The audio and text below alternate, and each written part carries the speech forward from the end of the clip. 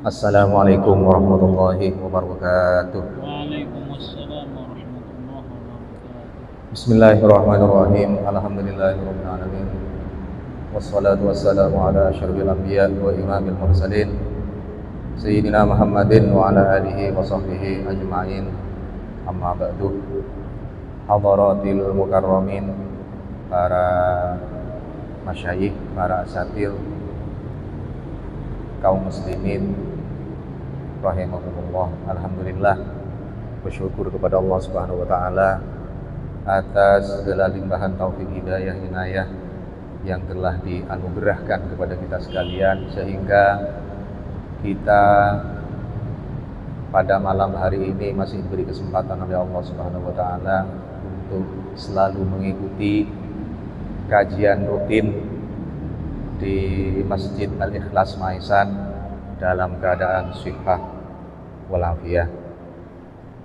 Sholawat serta salam semoga tetap tercurah limpahkan keharibaan junjungan kita Nabi besar Muhammad sallallahu alaihi wasallam, semua keluarga dan para sahabatnya, para hadirin, para jamaah kaum muslimin yang berbahagia.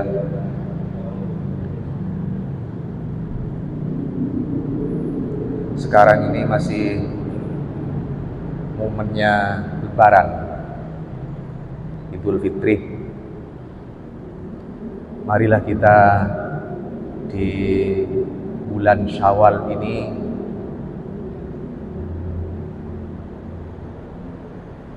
mungkin sebelum bulan Syawal, di bulan-bulan sebelumnya selama 1 tahun kita sering berkumpul, sering bermuwajahah, sering mujalasah, sering ngaji di panggian nengeka dintok atau di tempat yang lain. Mungkin ada banyak kesalahan, kekurangan, usah dari kami.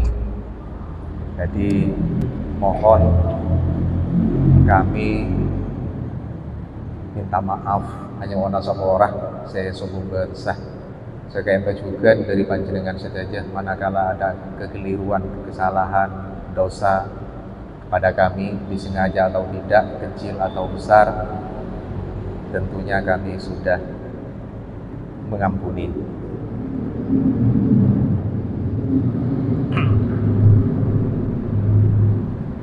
Para hadirin saudara saya sami mulia, Gusti Kanjeng Nabi Muhammad sallallahu alaihi wasallam dengan kitab Tafsir Ad-Durrul Manthur fi Tafsiril Ma'thur karya Syekh Jalaluddin As-Suyuti, juz 1 halaman 448. Nabi Muhammad sallallahu alaihi wasallam, hadis ini direkam oleh ulama Ahlus Sunnah wal Jamaah, yakni Imam Ibnu Hibban yang mempunyai kitab hadis Sahih Ibnu Hibban.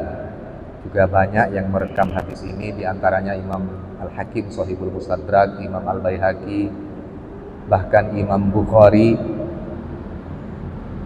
di dalam kitab Al-Adabil Mufrad. Banyak para ulama muhaddisin yang merekam hadis dengan redaksi yang berbeda. Kami akan menyampaikan dengan redaksi yang sangat ringkas yang saya cuplik dalam kitab Tafsir Ad-Durrul Manthur.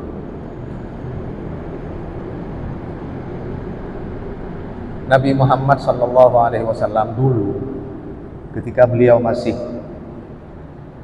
ada di alam dunia dan bermukim pada waktu itu di Madinah, pada hari raya sholat Idul Fitri atau sholat Idul Adha, ketika Nabi Muhammad SAW ini naik ke atas mimbar, naik pada tangga yang pertama, tangga yang kedua, tangga yang ketiga, Rasulullah SAW ini mengucapkan lafal amin ketika mau menaiki mimbar ini. dari tangga yang pertama, kedua, dan ketiga, Nabi Muhammad itu mengucapkan amin 3 kali. Setelah khutbah, setelah sholat Idul Fitri atau Idul Adha ini dilaksanakan, ponlas tarikh, ada satu sahabat namanya sahabat Jabir bin Abdullah Al-Ansari. Jabir bin Abdullah Al-Ansari ini memang penduduk Madinah yang beriman kepada Rasulullah SAW, dan beliau tercatat sebagai sahabat Ansor. Karena sahabat Ansor ini kan orang-orang Madinah yang beriman kepada Allah, beriman kepada Nabi Muhammad, dan menjadi pengikut pendukung beratnya Nabi Muhammad. Orang Madinah disebutlah di dalam sejarah adalah sahabat Ansor. Kalau sahabat Mekah yang pindah ke Madinah itu namanya sahabat Muhajirin. Sahabat Jabir bin Abdullah Al-Ansari ini bertanya kepada Rasulullah sallallahu alaihi wasallam, "Ya Rasulullah, kami ingin bertanya." "Apa ya Jabir?" kata Rasulullah.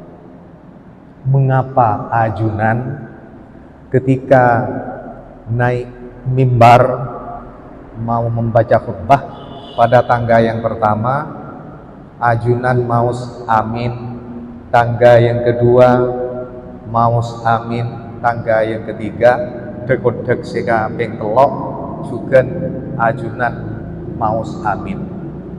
Apa rahasianya atau fadilahnya ya Rasulullah?"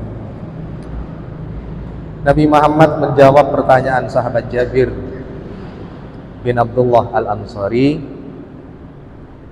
dengan jawaban, "Atani Jibril." Malaikat Jibril telah datang kepadaku. Pada saat aku mau menaiki tangga yang pertama, malaikat Jibril datang kepadaku, faqala. Dan malaikat Jibril berkata kepadaku, "Ya Muhammad, wahai Nabi Muhammad, man adraka Ramadhanah falam yughfar lahu fa'abadahu Allah." Malaikat Jibril ini bersabda, menyampaikan kepada Nabi Muhammad SAW, "Ya Muhammad, man adraka Ramadan falam yughfar lahu fa'abadahu Allah." Barang siapa yang menututi bulan Ramadan, kajepok ke bulan Ramadan, diberi kesempatan oleh Allah Subhanahu wa taala untuk ibadah di bulan Ramadan, mau ibadah puasa wajib atau ibadah sunnah yang ada di dalam Ramadan, contoh tadarus, sedekah, berbakti kepada kedua orang tua, menyantuni anak yatim, sedekah kepada fakir miskin, berbuat baik di bulan Ramadan. Barang siapa yang menututi bulan Ramadan, yang di dalam Ramadan itu banyak sekali ampunan, rahmat dari Allah Subhanahu wa taala yang dituangkan di bulan Ramadan.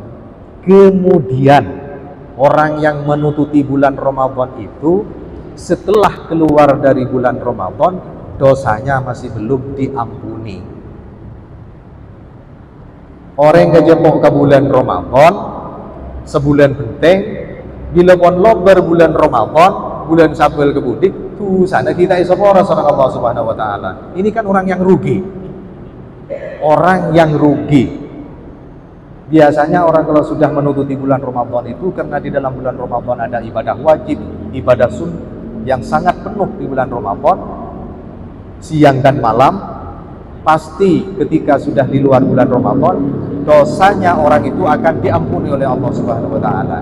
Ketika seseorang dosanya di luar Ramadan masih belum diampuni, berarti kan ada masalah, ada persoalan dengan dirinya. Ketika nutut bulan Ramadan, ya bisa tidak berpuasa Ramadan, bisa tidak melaksanakan sholat wajib, bisa tidak melaksanakan ibadah sunnah, tadarus, dan sebagainya. Sehingga kesempatan emas yang ada di dalam Ramadan itu tidak bisa menjadi penyebab untuk mengampuni dosanya setelah di luar bulan Ramadan. kalau ada umatmu yang seperti ini Kanjeng Nabi Muhammad, dawuhnya malaikat Jibril, fa'abadahullahu, mudah-mudahan Allah Subhanahu wa taala menjauhkan dari umatmu yang punya amal pekerjaan yang seperti ini. Kejepok ke bulan Ramadan, lobar Ramadan pasti esok Rabbi Allah Subhanahu wa taala menteri jiwa kina umat panjenengan Gusti. Ini kan doa malaikat Jibril yang disampaikan kepada Nabi Muhammad pada tangga yang pertama. Nabi Muhammad naik mimbar pada tangga yang pertama. Jadi mun pada umat taga entoh panjenengan depak ke bulan Ramadan, mudah-mudahan umat panjenengan setelah keluar dari bulan Ramadan diampuni dosanya. Kalau ada umat panjenengan Gusti Kanjeng Nabi Muhammad kejepok ke bulan Ramadan, pas depak bulan Ramadan, di luar bulan Ramadan dosanya masih belum diampuni, mudah-mudahan umatmu dijauhkan dari yang seperti itu.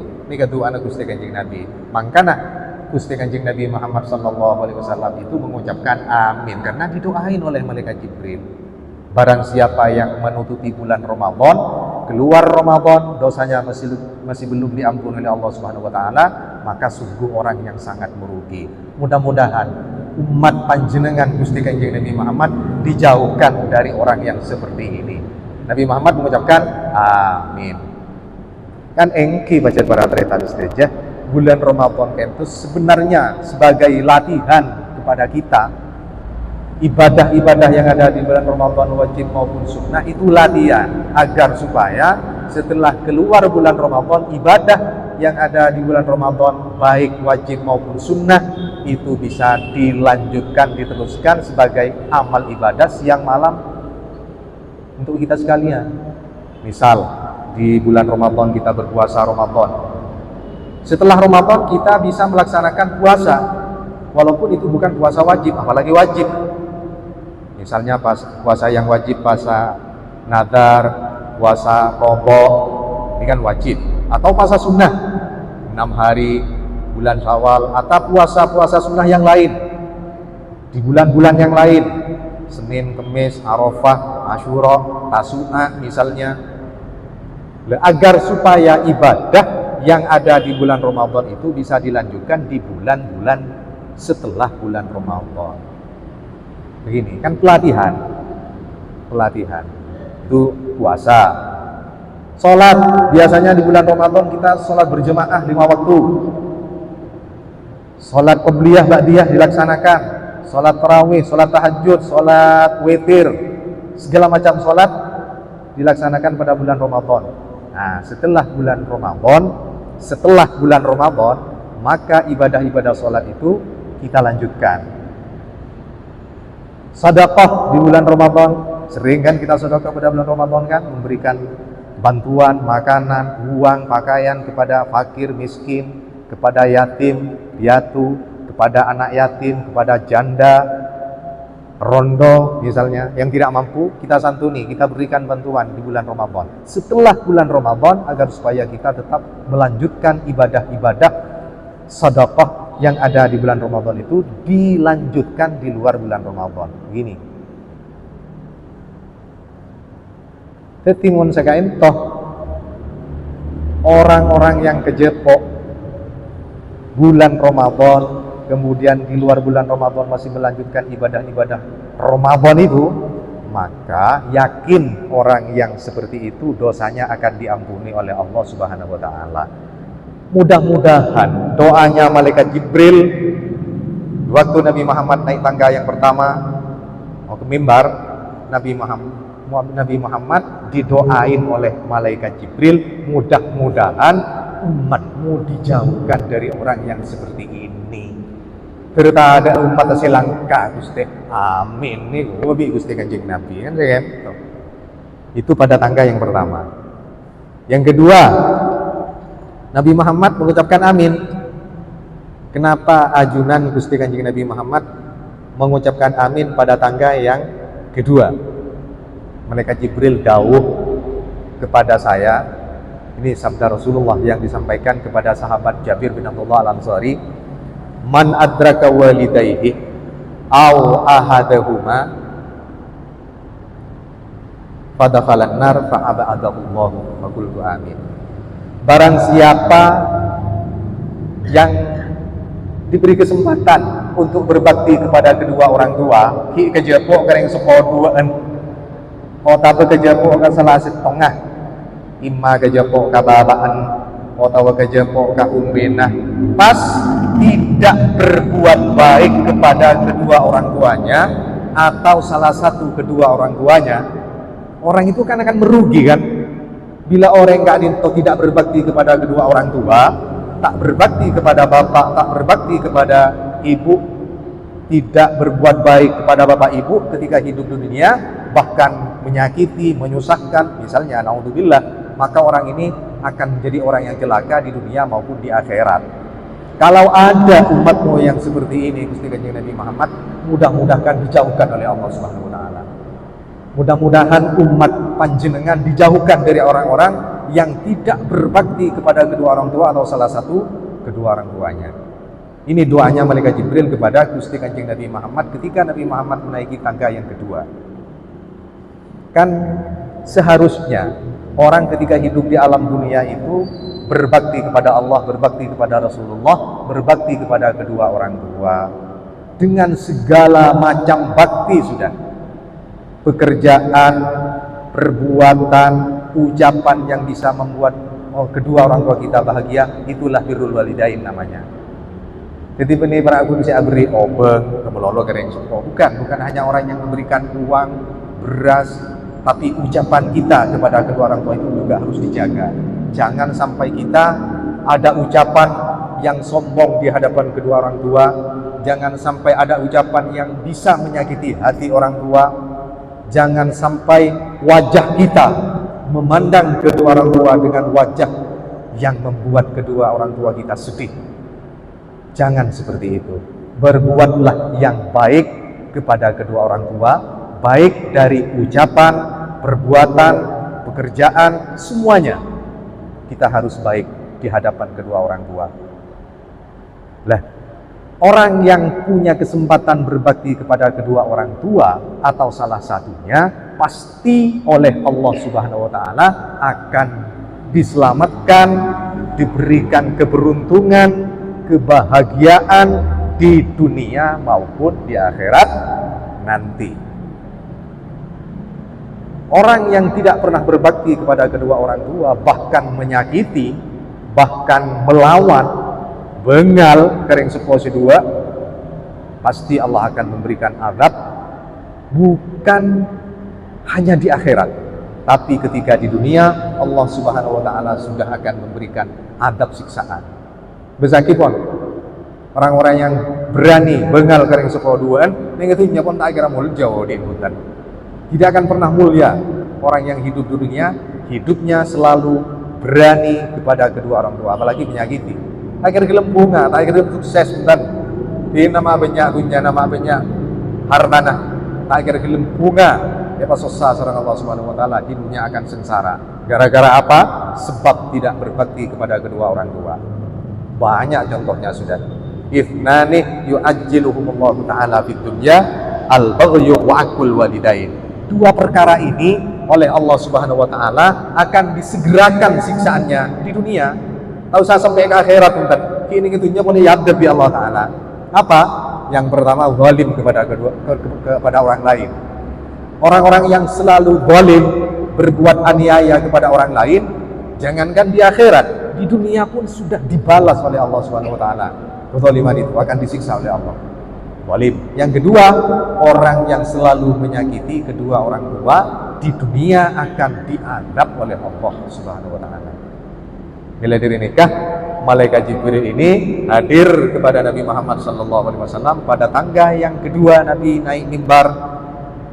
Malaikat Jibril mengatakan, barang siapa yang diberi kesempatan kejepok kepada kedua orang tuanya atau salah satunya dan tidak berbakti kepada kedua orang tuanya, jika mati nanti akan masuk neraka. Mudah-mudahan umatmu dijauhkan dari orang-orang yang seperti ini. Ini doanya malaikat Jibril. Makanya Nabi Muhammad itu mengucapkan amin. Tangga yang ketiga, Nabi Muhammad mengucapkan amin Jabir bin Abdullah Al-Ansari ini kan bertanya, apa maksudnya doanya panjenengan di tangga yang ketiga itu Gusti Kanjeng Nabi Muhammad? Nabi Muhammad menjawab pertanyaan sahabat Jabir bin Abdullah Al-Ansari,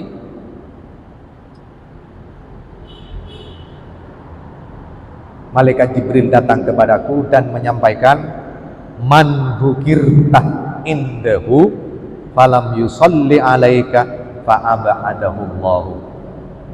Hadis ini banyak redaksi ya, banyak redaksi.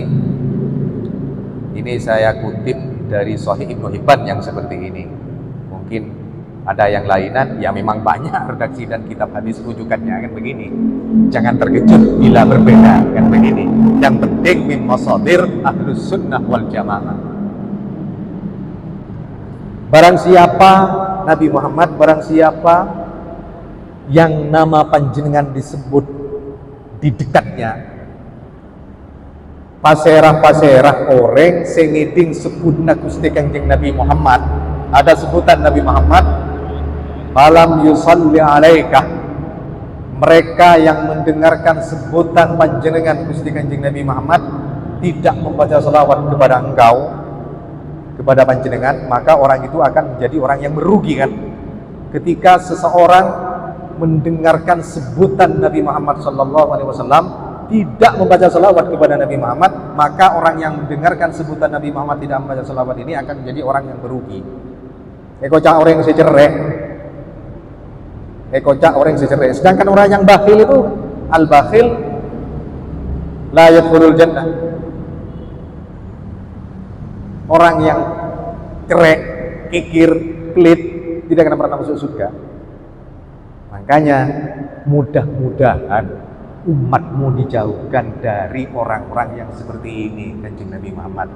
Bersobu umat panjenengan mun merengaki sebutan asma panjenengan pas tak maca selawat, mendersobu sing ngake untuk umat panjenengan.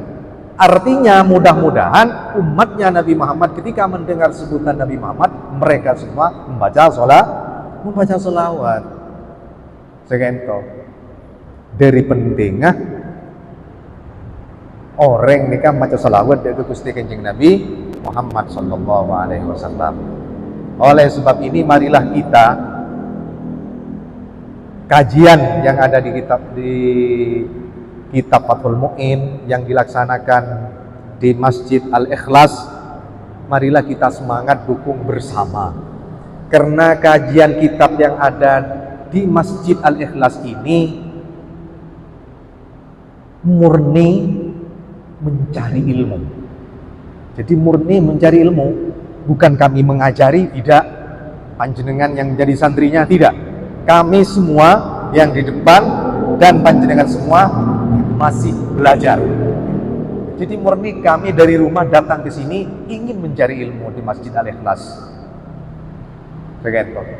Dengan niat yang pertama, kami mengadakan pengajian kitab di Masjid Al-Ikhlas. Yang pertama, qalaban liridhoillahi ta'ala, semata-mata hanya mencari ridhonya Allah subhanahu wa ta'ala. Sobung boleh.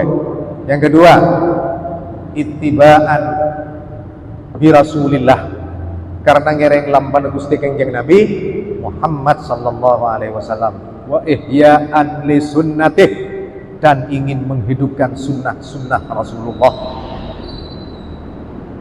Yang ketiga, kengrongi rengah lampanah para ulama salafus soleh, para masyayikh, para guru-guru pesantren kaula panjenengan sedaya, mulai dari pondok pesantren Sunan Ampel, Surabaya, Sidogiri, Bengkalan, Banyuanyar, semuanya pesantren di tanah Jawa Nusantara ini yang berpaham ahlus sunnah wal jamaah. Kengro kini kan trongere ngelampana guru-guru pesantren sejauh sebenarnya coba gak dintok. Ingin menghidupkan tradisi-tradisi pesantren. Tradisi pesantren itu kan menghidupkan kajian kitab kan. Lah, alhamdulillah di Masjid Al-Ikhlas ini sudah bisa menghidupkan kajian kitab tradisional yang ada di pesantren, yakni membaca kitab Fathul Mu'in. Kan saya itu. Rongudinah lampana kuruh kaula panjenengan sedaya yang berfaham ahlus sunnah wal jamaah, apalagi yang an-nahwiyah, yang berorganisasi Jam'iyah Nahdlatul Ulama. Karena guru-guru kami semuanya itu organisasinya adalah Jam'iyah Nahdlatul Ulama. Kami berguru ke Pondok Pesantren Sumber Wuringin organisasinya mengikuti Hadratus Syekh Kiai Haji Muhammad Hashim Asy'ari Jombang, dan sekaligus sebagai gurunya beliau. Ini guru-guru kami. Ingin menghidupkan sekali tradisi-tradisi ke-NU-an yang ada di masyarakat, yang telah dirintis oleh Hadratus Syekh Kiai Haji Muhammad Hashim Asy'ari, Kiai Abdul Wahab Hasbullah, Kiai Bisri Samsuri, rekomendasi dari Syekhona Kiai Haji Muhammad Khalil Bangkalan, rekomendasi dari menantunya Kiai Muntaha bin Abdul Manan Cengkebuan. Kan begini kan? Rekomendasi dari Habib Hashim, datuknya Habib Nurdin Yahya, rekomendasi dari Habib Muhammad bin Ahmad Al-Mukhbar Bondowoso. Sipas berdiri ya NU lambel kain tok. Sepung boleh kun kain tok.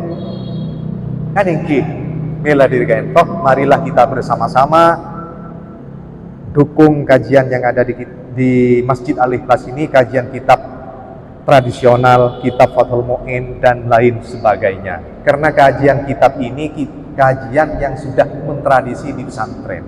Kami ingin kajian-kajian kitab yang ada di pesantren itu mentradisi di masyarakat sekarang. Sekali itu mentradisi di masyarakat. Pun parlo guru ngaji nah mengebon mengadakan kajian kitab kepada santrinya. Tak usah besar-besar, kitab Safinatun Najah, kitab tradisional, kitab Sulamut Taufik, kitab tradisional pesantren manapun Nusantara, semuanya mengaji kitab ini. Panjenengan ngawoningin dak kitab Safinatun Najah, dak kitab Sulamut Taufik. Safinatun Najah itu dikarang oleh ulama dari Hadramaut, dari Yaman, asal Yaman, yang kemudian bermukim di Indonesia. Namanya Syekh Salim bin Sumair Al-Hadrami, orang Hadramaut, datang ke Nusantara, saling berbagi dengan orang-orang Jawa, orang Nusantara, berbaur dengan orang Nusantara, dengan akhlaknya mereka semua diterima dengan baik. Beliau mengarang kitab Safinatun Najah. Biasa kita kaji di pesantren, di madrasah, di diniyah, begini kan? Itu orang Hadramaut, orang Yaman. Karena Islam Indonesia itu memang dawuhnya Gus Dur dipengaruhi oleh ulama para habaib yang datangnya dari Yaman. Panjenengan tahu kitab Sulamut Taufik? Sulamut Taufik itu kitab tradisional, bahkan wajib di pesantren itu. Kelas sifir wajib hafal Sufinah, wajib hafal Sulamut Taufik. Karena kitab Sulamut Taufik itu sudah subnya 3. Yang pertama Usuluddin, masalah akidah. Akidahnya apa? Akidah Asy'ariyah Maturidiyah, yang berfaham Ahlus Sunnah wal Jamaah akidahnya. Fikih sudah ada di kitab Sulamut Taufik. Fikihnya fikih sopo?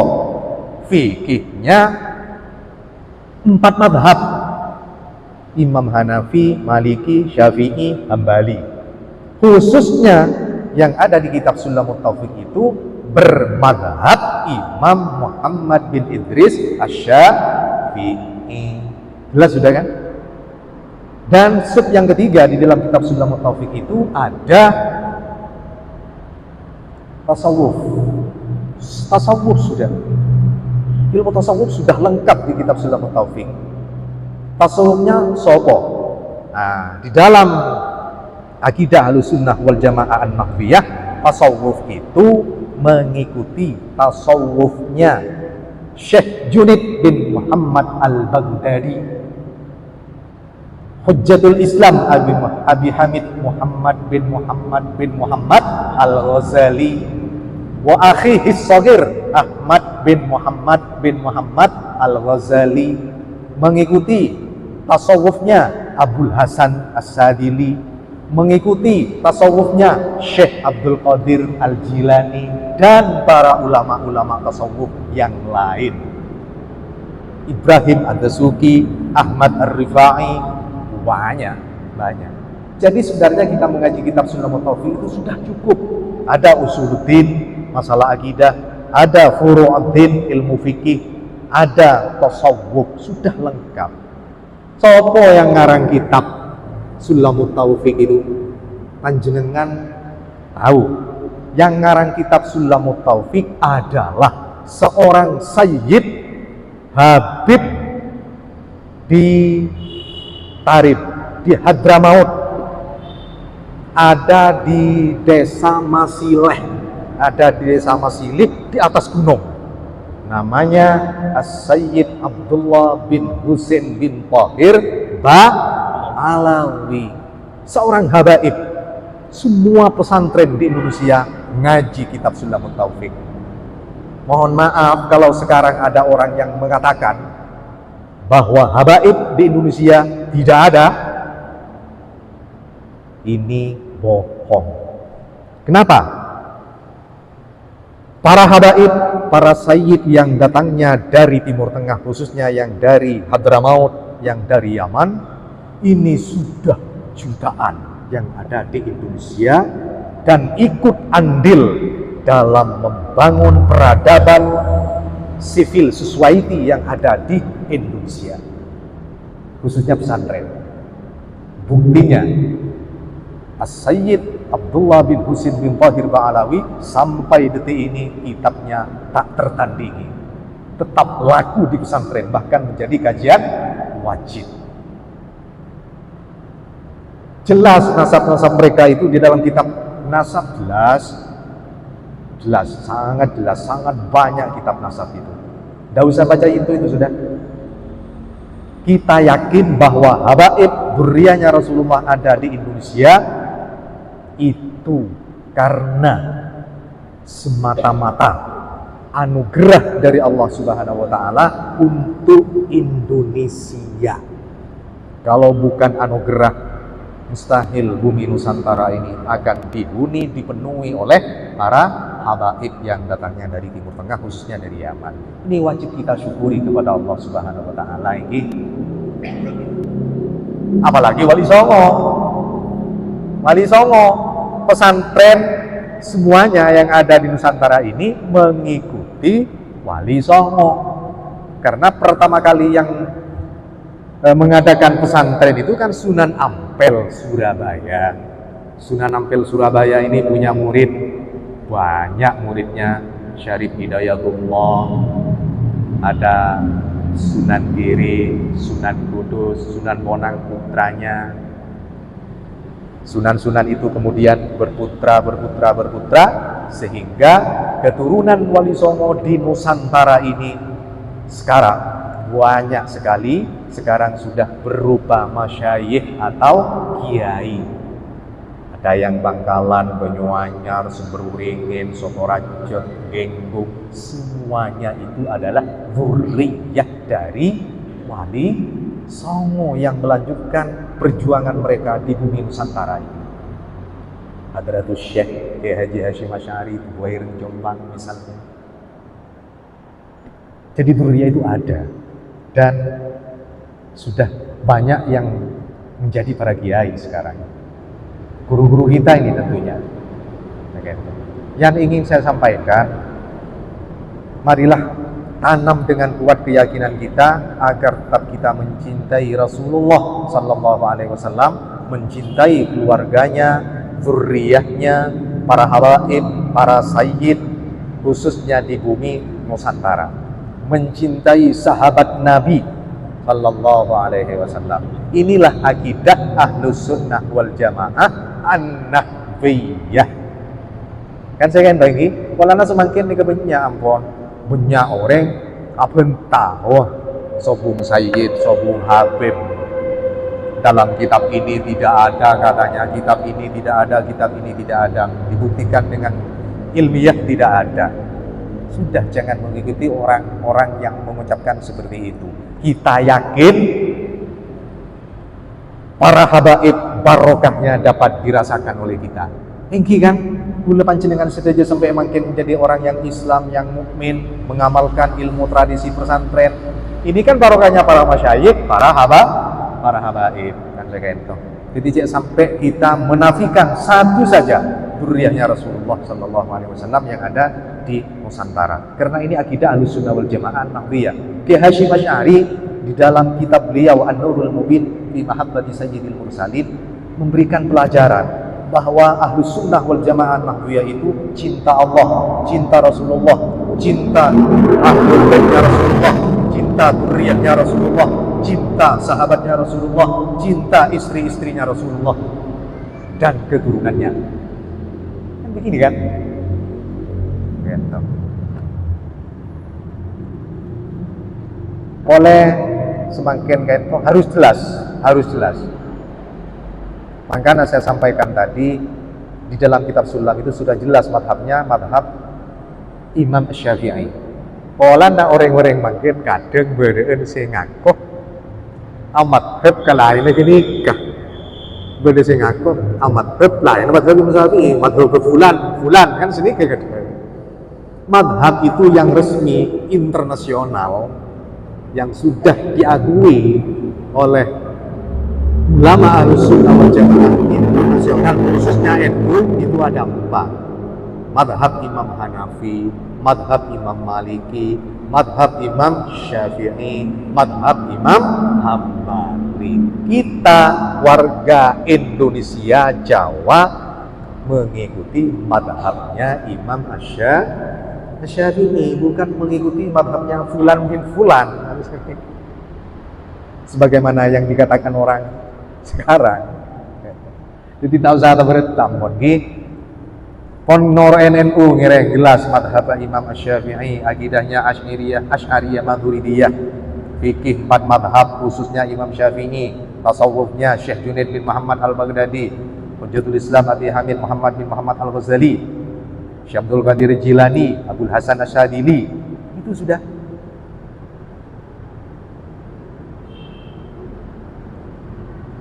Jadi mudah-mudahan kita sekalian masih diberi tambahan taufik hidayah dari Allah Subhanahu wa taala. Dengan taufik hidayah kita bisa melakukan amal ibadah dengan baik dan bisa mencari ilmu sampai kiamat dengan adanya hidayah. Kalau tidak ada hidayah, tak akan mungkin kita bisa hadir ke Masjid Al-Ikhlas mencari ilmu. Karena ada hidayah dari Allah Subhanahu wa taala, Allah menggerakkan kita untuk hadir ke Masjid Al-Ikhlas ini. Sekentok pemator dari Badan Gaulah, manakala ada kesalahan, kekurangan dari awal sampai akhir, kami mohon maaf yang sebesar-besarnya. Wallahul muwaffiq ila aqwamit thoriq. Wassalamualaikum warahmatullahi wabarakatuh.